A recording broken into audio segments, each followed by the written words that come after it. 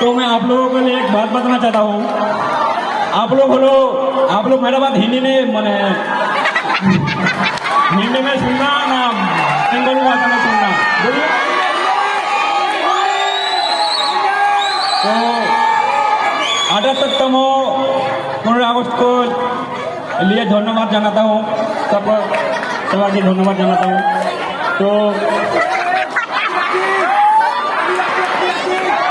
तो मैं अरे आ जाओ, इसको मैं कोचिंग को सिखाता हूँ। आप लोगों ने कोचिंग को लेता हूँ। धन्यवाद।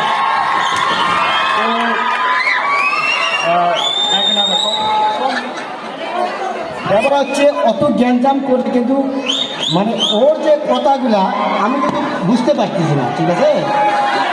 তো ব্যাপার হচ্ছে একটু হাঙ্গামাটা থমথম